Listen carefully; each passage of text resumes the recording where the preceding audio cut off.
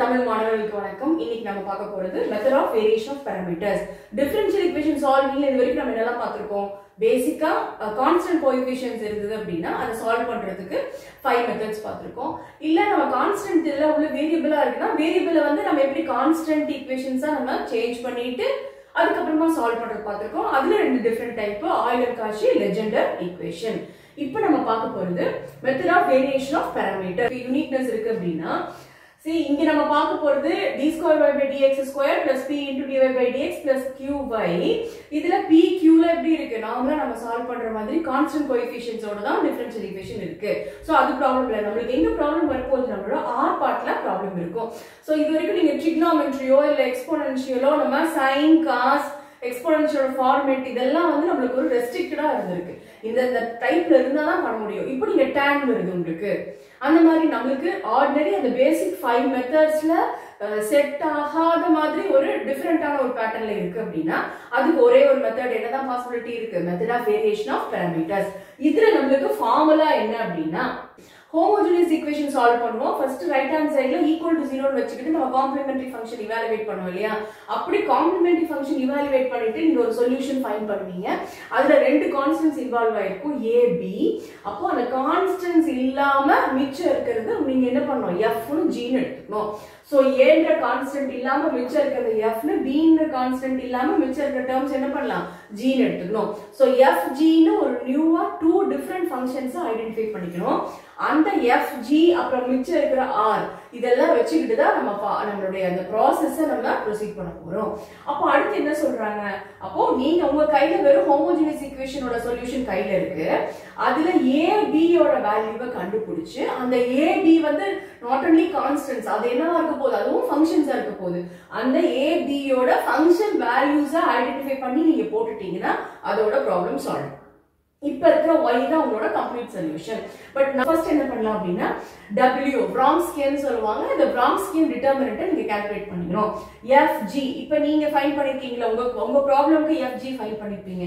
அந்த fg இங்க determinant of fg second row f dash g dash differentiation.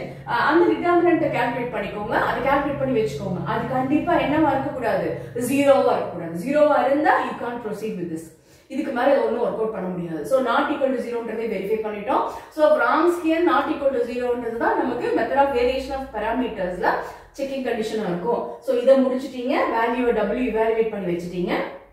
அடுத்து a of x um b of x உம் டைரக்ட்டா find பண்றீங்க. அது ஒரு இன்டகிரேஷன் ஃபார்முலா, இது ஒரு integration formula. a of x என்ன இருக்கு? Minus integral g of x into r divided by w. இந்த g வந்து உங்க கையில இருக்கிற g, இந்த r வந்து உங்களோட ஈக்குவேஷன்ல கொடுத்திருக்கிற r, right hand side value r divided by w. What is w? Vronsky. நீங்க கால்குலேட் பண்ணி வச்சிருக்க டிட்டர்மினன்ட் வேல்யூ. அதை போட்டு இன்டகிரேட் பண்றீங்க. அவ்வளவுதான். இதுதான் உங்களோட a of x. இதே மாதிரி b of x க்கு என்ன யூஸ் ஆகும்? Small f. நம்ம ஃபைண்ட் பண்ணி வச்சிருக்க ஸ்மால் f யூஸ் ஆகும். r w சப்ஸ்டிட்யூட் பண்ணி சால்வ் பண்றோம். அப்போ டைரக்ட்டா a of x b of x calculate பண்றீங்க. உங்களோட கம்ப்ளீட் சொல்யூஷன்ல கொண்டு போய் சப்ஸ்டிட்யூட் பண்றீங்க. That is your final solution. So இதான் நம்மளோட method of variation of parameters. இதுல ப்ராப்ளம் வொர்க் அவுட் பண்ணோம் அப்படினா நமக்கு ஒரு கிளியர் பிக்சர் கிடைக்கும். ஃபர்ஸ்ட் ப்ராப்ளம் என்ன? solve y double dash minus 2y dash plus 2y equal to e power x tan x. வெறும் சால்வ் கொடுத்து ஒரு டிஃபரன்ஷியல் ஈக்குவேஷன் கொடுத்திருக்காங்க. வித் கான்ஸ்டன்ட் கோஎஃபிஷியன்ட் -2 + 2 இருக்கு. சோ கோஎஃபிஷியன்ட்ல ப்ராப்ளம் கிடையாது. நம்மளோட இஷ்யூ என்ன? e power x sin x ல ப்ராப்ளம் இல்ல. e power x tan x ல இருக்கு. tan வந்து நம்ம யூசுவலா சால்வ் பண்ற டிக்னாமெட்ரிக்கல் டேர்ம்ஸ் கிடையாது. sin cos இருந்தா மட்டும் தான் சால்வ் பண்ண முடியும். அப்ப இந்த இடத்துல பேசிக் 5 டைப்ஸ்க்குள்ள நமக்கு இந்த ப்ராப்ளம் வராது. சோ எந்த க்ளூவும் இல்லாட்டி கூட நமக்கு வந்து பேசிக் டைப்ல வராதுங்கிறது தெரியும்.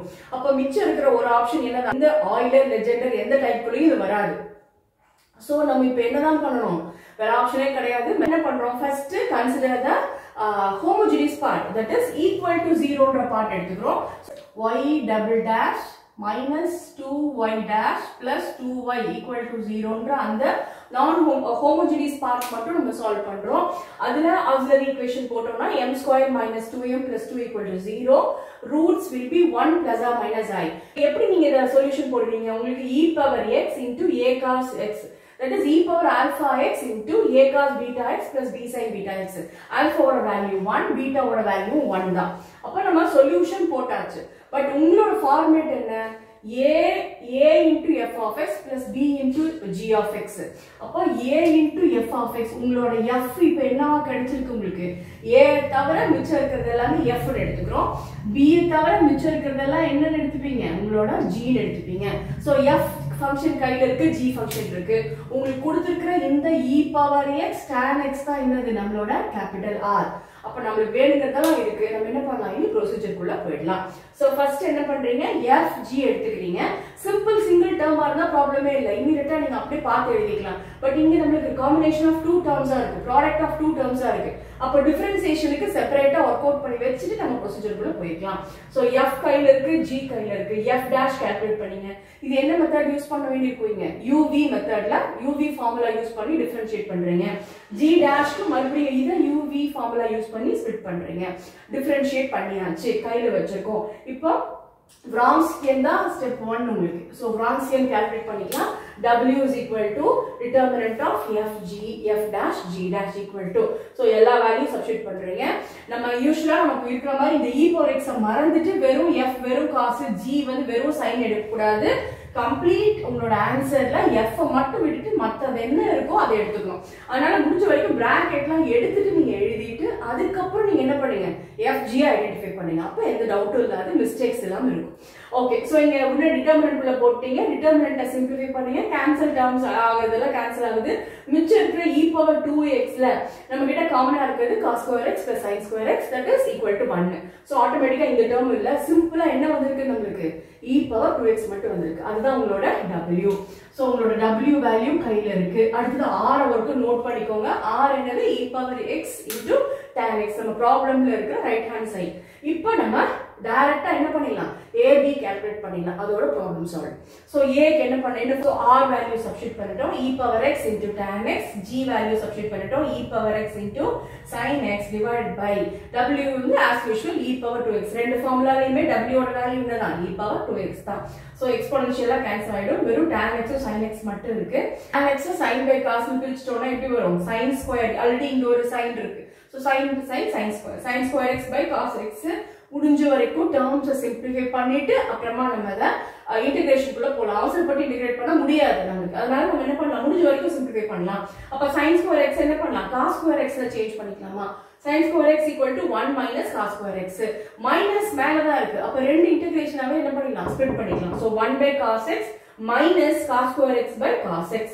1 by cos x அப்படியே இருக்கு. cos square x by cos x ல ஒரு cos மட்டும் கேன்சல் ஆகுது. நியூமரேட்டர்ல ஒரே ஒரு cos இருக்கு. So cos x dx. இப்போ இன்டகிரேஷன் நமக்கு எப்படி இருக்கும்? சிம்பிளா இருக்கும். So this is first one. Integration 1 by cos is nothing but log of secant plus tan x.